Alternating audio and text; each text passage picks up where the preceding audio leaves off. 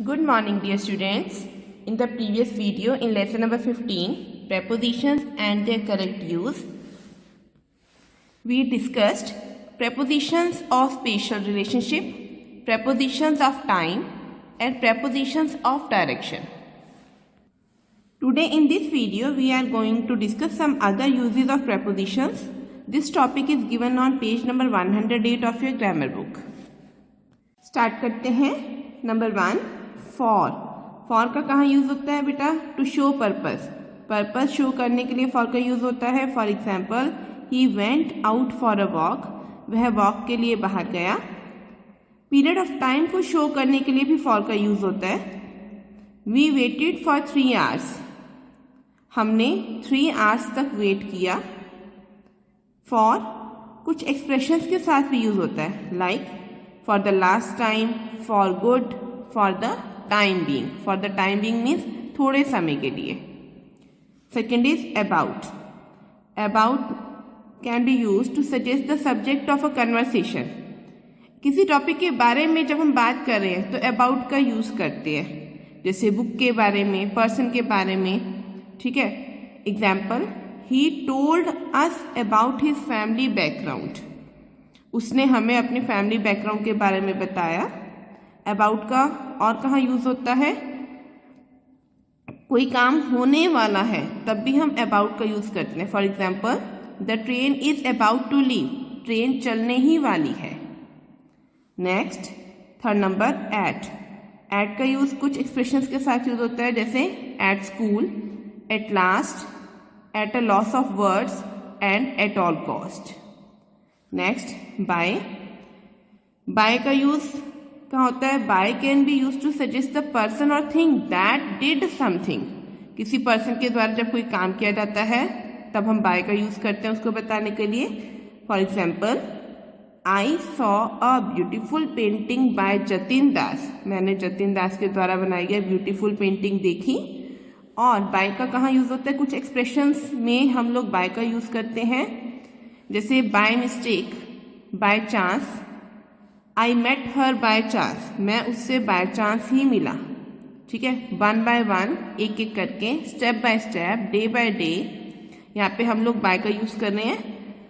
For example, let us do the work step by step. आइए step by step तरीके से काम करें.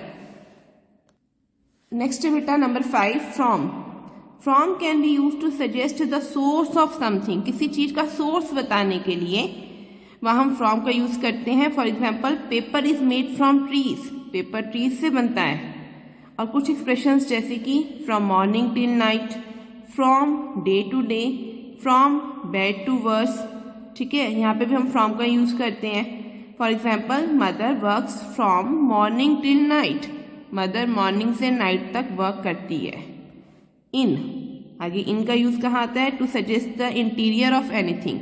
किसी चीज के इंटीरियर पोजीशन को बताने के लिए इनका यूज करते हैं. For example, the team was in the ground. Team ground में थी. Father is in a jovial mood today. Father आज चेयरफुल मूड में है. नेक्स्ट बेटा, इनका यूज कुछ एक्सप्रेशंस के साथ यूज करते हैं, जैसे in the meantime, in fact, in general, in love with and in the long run. Next है बेटा 7 number, of. Of is use to suggest belonging. किसी की चीज को बताने के लिए कि वह थिंग किसकी है, उसके लिए ऑफ को यूज करते हैं. The handle of the door is broken. Door का हैंडल टूटा हुआ है. और ऑफ का यूज कहाँ होता है? टू इंडिकेट सम पर्सन और थिंग. किसी पर्सन या थिंग को भी इंडिकेट करता है of preposition. For example, sometimes she talks of you. कभी कभी वह आपकी बात करती है. Next is under.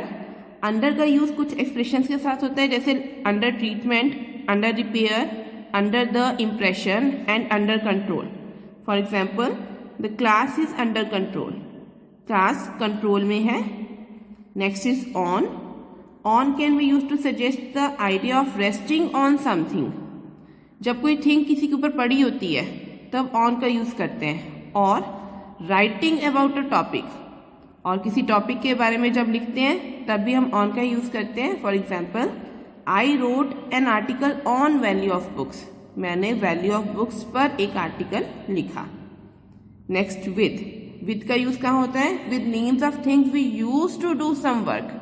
किसी काम को जब किसी चीज मीन्स किसी थिंग की हेल्प से करते हैं तब उसके साथ हम विद का यूज करते हैं। I cleaned the table with a duster, मैंने डस्टर के साथ टेबल क्लीन किया। और विद का कहाँ यूज करें? टू सजेस्ट एसोसिएशन, कंपनी, ठीक है, कंपनी को बताने के लिए विद का यूज होता है। For example, he worked with HCL for 2 years, उसने 2 years के लिए HCL के साथ काम किया। HCL कंपनी का नेम है। यस बेटे, नेक्स्ट स्टार्ट करते हैं exercise I. Fill in the blanks with appropriate prepositions. You can use some prepositions more than once. Means box में, यहाँ पर पिंक बॉक्स में prepositions given है, इनकी हेल्प से हमें ब्लैंक्स को फिल करना है। और कुछ prepositions का यूज हम एक बार से ज़्यादा भी कर सकते हैं। स्टार्ट करते हैं इस पैसेज को रीड करना। Yes, people who are in favor of Jews argue that they play an essential role in conserving rare animal species. जो लोग जूस के फेवर में हैं वे आर्ग्यू करते हैं कि वे रेयर मीन्स बहुत कम मिलने वाला, दुर्लभ एनिमल स्पीसीज को कंजर्व करने में एक इम्पॉर्टेंट रोल प्ले करते हैं।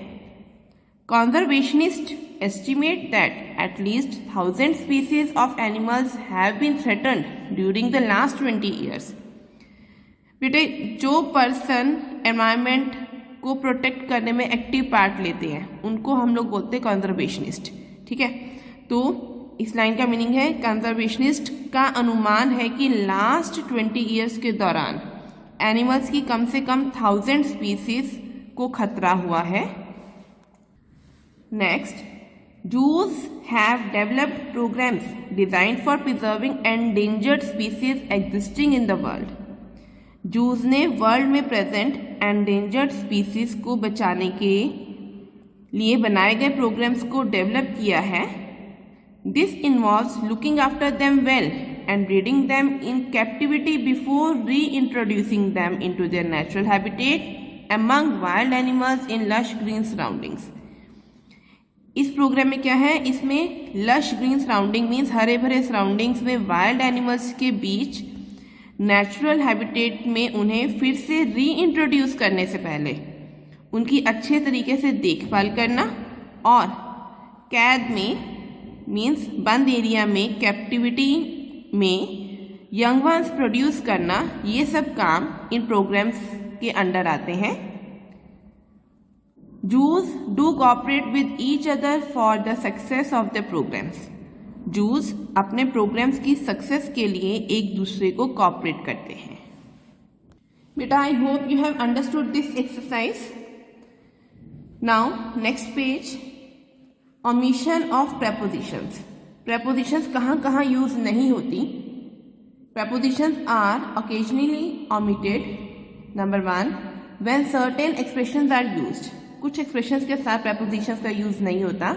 For example, she takes a walk every morning, वह एवरी मॉर्निंग सैर करती है। The room faces west, room west की ओर है। Second, when it is not required between a transitive verb and its object means prepositions का use transitive verb और object के बीच में नहीं होता। For example, she obeys her mother, वह अपनी मदर को ऑबे करती है। ऑबे क्या है? यहाँ पे ट्रांजिटिव वर्ब है और ऑब्जेक्ट क्या है? मदर, ठीक है। तो इनके बीच में प्रेपोजिशंस का यूज नहीं होता। Second, he has finished his food, उसने अपना फूड फिनिश कर लिया है। Next is when 2 or more words require the same preposition, only one preposition is used. जब 2 or more words, 2 या 2 से ज़्यादा वर्ड्स के लिए सेम प्रेपोजिशन की नीड होती है तब हम सिर्फ 1 प्रेपोजिशन का ही यूज करते हैं। For example, he is sure and clear about the facts presented in court, वह कोर्ट में प्रेजेंट किए गए फैक्ट्स के बारे में श्योर और क्लियर है। नेक्स्ट पॉइंट बेटा, when different words select different prepositions, जब different words के साथ different prepositions का use होता है, no omission is possible, तब कोई omission नहीं होता. For example, he packed for the trip and was ready with his bag in the morning. उसने ट्रिप के लिए पैकिंग की और वह मॉर्निंग में अपने बैग के साथ रेडी था. मीन्स सेंटेंसेस में प्रेपोजिशंस का यूज करेक्ट वे से प्रॉपरली यूज होना चाहिए, तभी सेंटेंस जो है मीनिंगफुल बन पाता है. Now we will do exercise J. Start करने हैं. Add prepositions wherever required. जहां नीड है इन सेंटेंसेस में वहां प्रेपोजिशंस का हमने यूज करना है. First, they have been waiting since morning. Waiting और मॉर्निंग के बीच में हमारा कौन सा प्रेपोजिशन यूज हो रहा है? सिंस. वे मॉर्निंग से वेट कर रहे हैं. Second, she gave me a lovely dress as a gift. उसने मुझे एक लवली ड्रेस के रूप में उसने मुझे एक लवली ड्रेस गिफ्ट के रूप में दी. Number 3, the teacher gave the report card to Anita. Teacher ने अनीता को रिपोर्ट कार्ड दिया. Number 4, she continued her work without being tired. उसने बिना थके अपना वर्क कंटिन्यू रखा. Next, are you going back now. क्या आप अब वापस जा रहे हो? देखिए, इस सेंटेंस में किसी भी प्रेपोजिशन की नीड नहीं है, ठीक है, तो हम यहाँ पे प्रेपोजिशन का यूज नहीं करेंगे. नेक्स्ट एक्सरसाइज के, fill in the blanks with appropriate prepositions. Start करते हैं फर्स्ट सेंटेंस से. He told me about his experiences in his native village. उसने मुझे अपने नेटिव विलेज में अपने एक्सपीरियंसेस के बारे में बताया. Second, we reached our destination at last. हम लास्ट में अपने डेस्टिनेशन पर पहुंच ही गए. Next, the students were called one by one. Students को one by one एक एक करके बुलाया गया. Next, number 4, children were playing and the guests were amazed at their patience and good manners. Children खेल रहे थे और गेस्ट उनकी पेशेंस, धैर्य और गुड मैनर्स पर हैरान थे. Number 5, I will leave painting for the time being. मैं कुछ टाइम के लिए पेंटिंग छोड़ दूंगा. So dear students, hope you have understood the use of prepositions. Here we have completed this chapter. Your homework is revise lesson 15 prepositions and their correct use. Okay, thanks and have a nice day.